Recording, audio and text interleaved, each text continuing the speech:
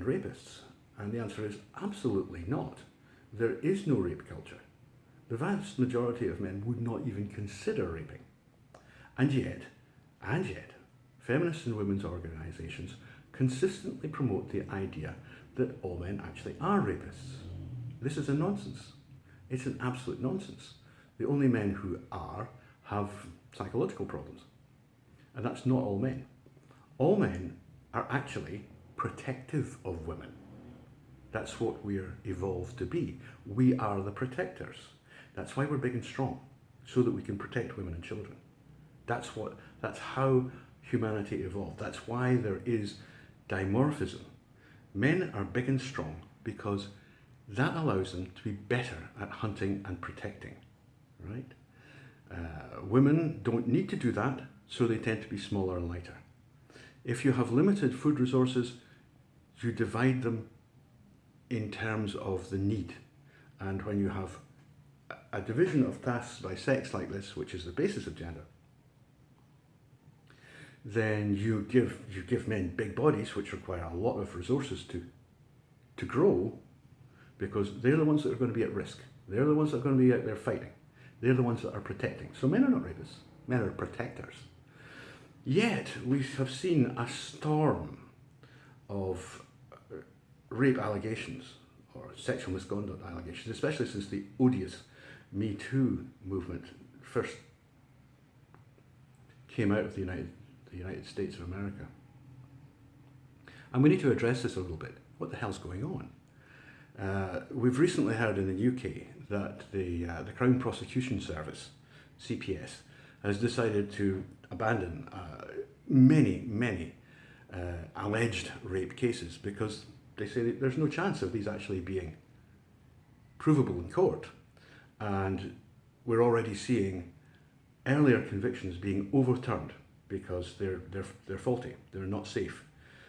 The problem is that the men involved already have their lives ruined, because rape is such an important crime, such a heinous crime, that even the allegation of rape will destroy a man's career, destroy his life completely. And we have a situation in which women can make allegations of rape, whether they're founded or not. And, I've read all the papers, and I see an awful lot of, 80% of rapes aren't reported. But in fact, if you actually read the papers, you'll find that this is specious. There's really no evidence for this. It may well be that there are more rapes than are reported, but the idea that only 1 in 5 is reported, it doesn't stand up. But we have gold-plated the notion of rape, so it covers so many things now that women are basically able to make allegations of rape over really nothing. And it's only when lawyers actually look at the case and go, there's no way you're going to get that through, that gets thrown out. And then, of course, there's a big protest because women are saying, we're not being listened to. Well, they weren't actually raped. It's as simple as that, and by the legal definition. So what's happened is that the CPS, which is the Crown Prosecution Service in England and Wales, to let you understand, the CPS is in charge of prosecution, but it also is charged with a legal responsibility to assess whether there is a reasonable chance of success in the case. And if there isn't, they're under a legal obligation not to do it, not to proceed with it. The CPS is not there to proceed with cases that can't be won. It just isn't.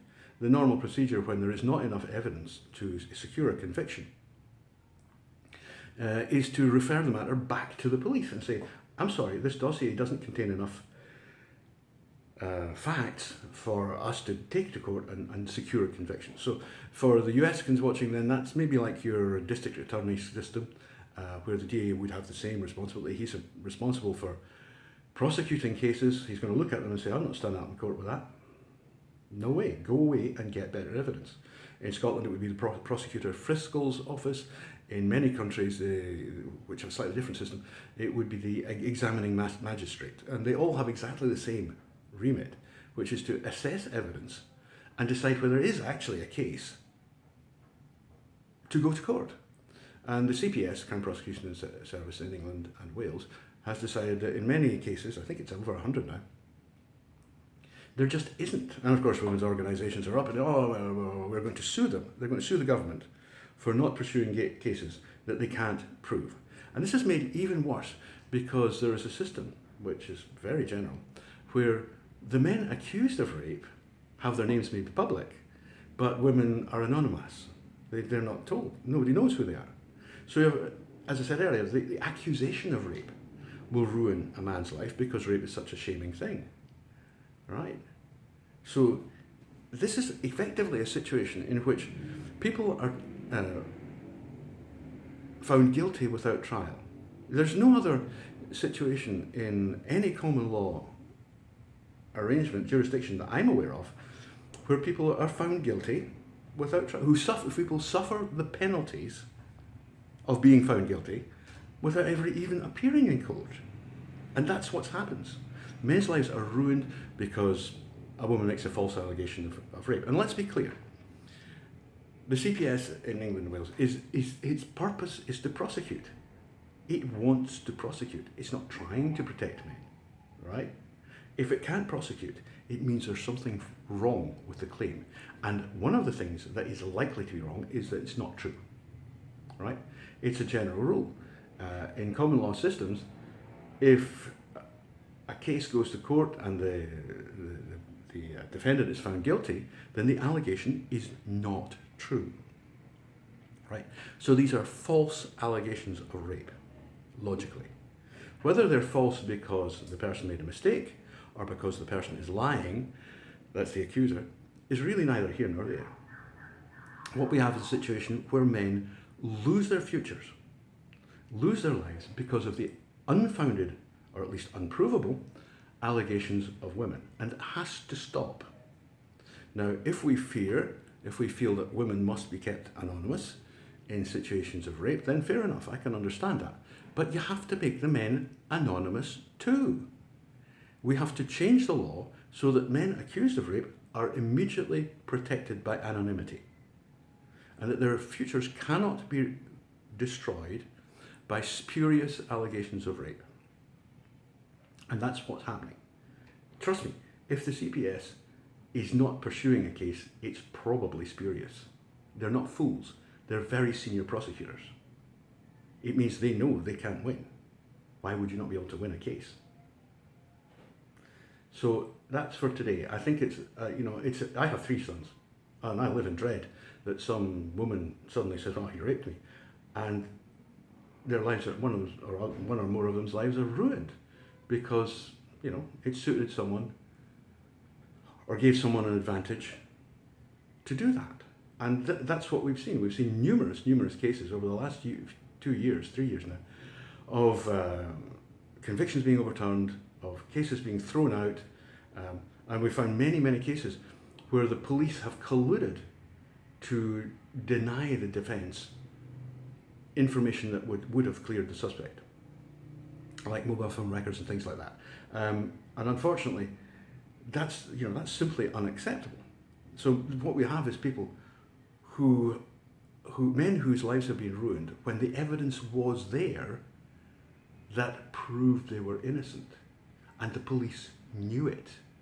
They knew they were innocent, but they went ahead anyway and presented the dossier to the CPS and said, "We're happy that this is all the evidence necessary." And I think we're very lucky. The CPS has less power than the prosecutor fiscal in Scotland, and I suspect less than the DA system in the United States, although I'm less familiar with that. But obviously it is desirable that the CPS takes a responsible view here and starts throwing out more of these cases, unless they can really be sure of proving them. Especially when just bringing the case to court will totally destroy a man's life, potentially for absolutely no reason. Then yeah, we're going to have to stop this. So let's get the law changed, folks. Let's get it changed. Make sure that men are anonymous. All men are anonymous in cases of allegations of any kind of sexual misconduct. Bye for now.